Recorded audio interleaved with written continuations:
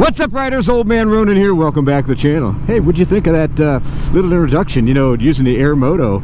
Because that's part of our daily routine, is checking the air pressure on the tires. One of the most important things that you can do. And of course, we included a kind of a new track of music that we're going to be using primarily on all of the Patreons and all of the membership videos that we do. You guys, exclusive content that you're going to see that. I wanted to change it up a little bit, so we started using that. And I really like it. Oh man, I like to steal some of them trees. But what we're going to talk about today is getting your bike ready for the spring, because you know it is springtime now. You know, tomorrow I think is the 21st, as you're seeing this on Sunday, March 20th, and I'm filming beautiful weather today.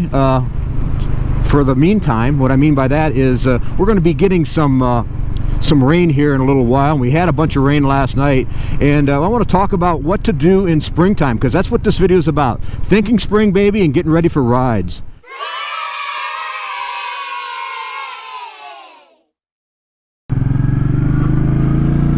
Well, hey, I turned off my turn signal. Well, the first thing we're going to talk about as far as riding in the spring is to do a T-clocks inspection. And if you guys don't know what a T-clocks is, I know a lot of folks don't, and I don't know if they're teaching this in classes anymore, or I personally never taken a motorcycle class. I probably should have, and I wouldn't mind doing one advanced class down the road. But regardless, what T-clocks is this.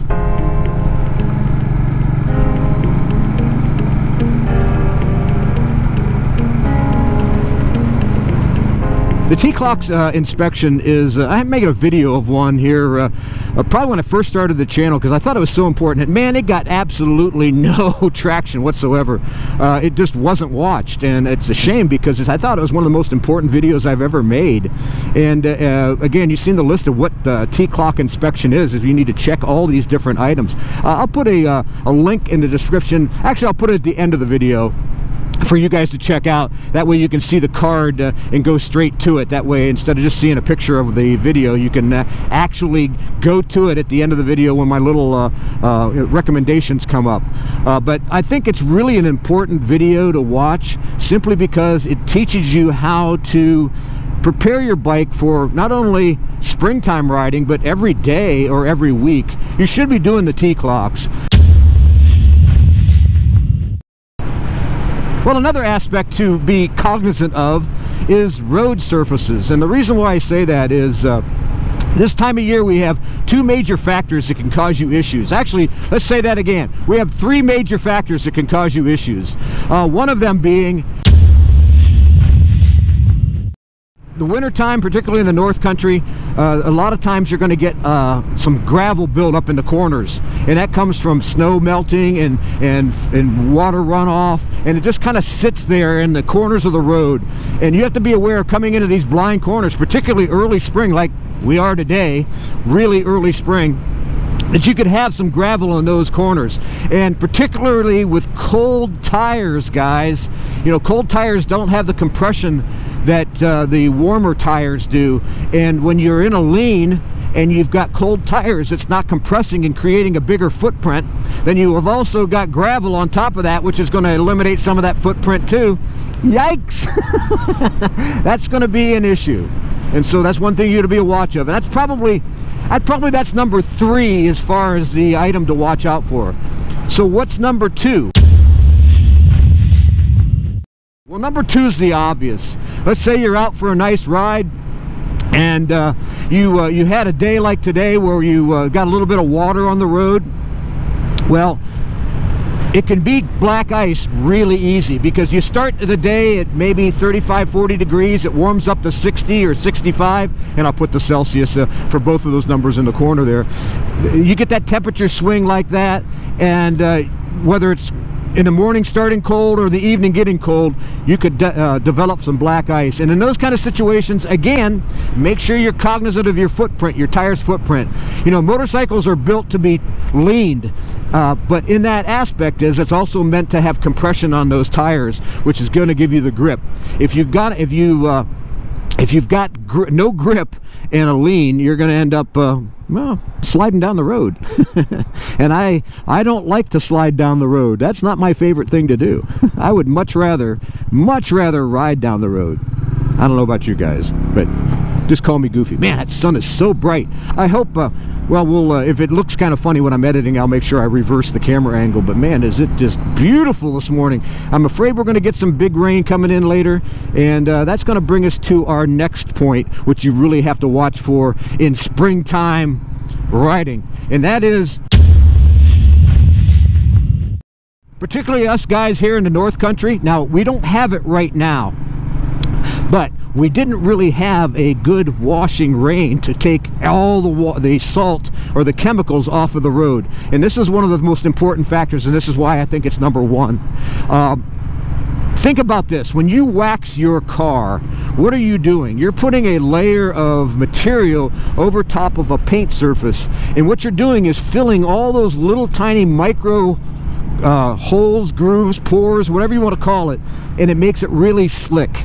Well, when you have salt and all these other chemicals that are put on the road to give you melting for the ice, what that does is it creates the same kind of thing as a wax barrier in the little fibers and little holes and pockets and abrasions that's in the roads, and it's going to eliminate a lot of that that grippiness that you need.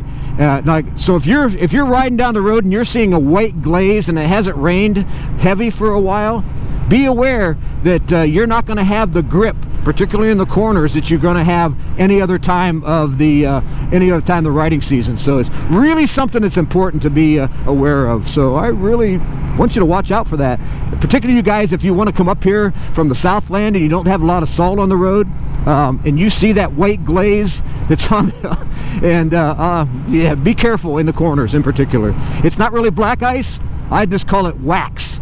If the roads are waxed, man, you got to watch.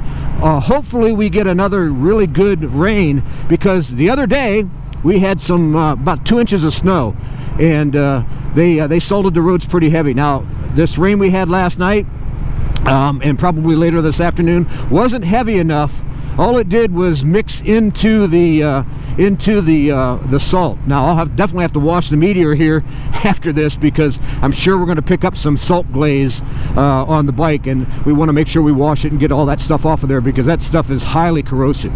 But I don't think it did enough good rain to wash that away. It eventually will, but let's say if we get a good soaking rain or a good runoff rain, it'll be gone. Then you don't have to worry about it as much, and then you can get to regular riding, except for, you know, cold weather stuff. But those are some of the things that I want you to watch out and be cognizant of when you're getting into springtime, thinking spring and all the adventures that are coming up. And another thing to think about is dressing appropriately, guys. You got it. Make sure that you've got I like to layer up. Now, right now, I mean, this jacket is really warm, guys. It's really, really warm, and I only have a t-shirt on underneath it. But if it was colder, I would probably have like a maybe one of my sweatshirts or long sleeve t-shirts, or maybe even the Kimimoto heated gear underneath it, and that way I would be warmer. But then I could take it off, because it's probably going to get 55 or 65 today. Maybe not that warm, but maybe up to 55 or 60. And I want to make sure that I'm comfortable, because being comfortable is one of the most important things that you can when you're on a ride, particularly a long ride. You want to make sure that you're not sweating or freezing. Cold weather fatigues me, man. I'll tell you, it's one of the things that probably is the hardest thing on me, is the fatigue from cold weather. And that, especially the older I get, it's one of those things that, like, God, you know, I had that video the other day saying enough is enough, because I'm really over. I love riding in the winter, because I love riding, period. But man, I don't like riding when I'm freezing. But that's some of the aspects that you need to look at, and think about spring, and think about all the great adventures that you're going to be having here all the rest of the year. Well, at least until our part of the world, November, December. What a beautiful morning this morning. Nice cool weather to ride in. I mean, it's in between some rain showers, and hey, did you see that? You know what that means. It's time to register for the Old Man Ronin Air Moto smart pump giveaway. And if you're a subscriber, which you have to be a subscriber, and make a comment below what time you saw a little Ronin run by, and then send me an email. The email address is oldmanronin@gmail.com. Send me an email, tell me what time you saw a little Ronin go by, and you'll be registered to win one of the Airmoto smart air pumps that we're giving away. Hey, this week's winner is...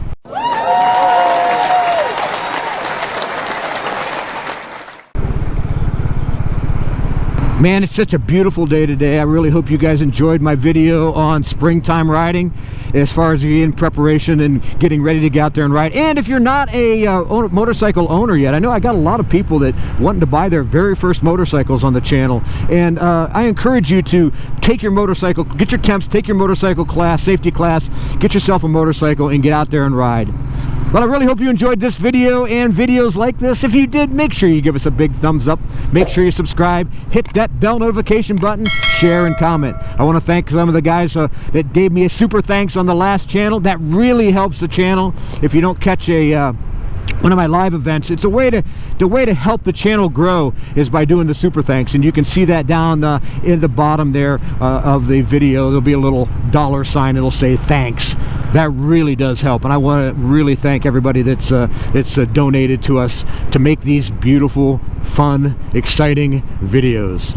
Well, until next time, guys, ride safe and keep her on two wheels, baby.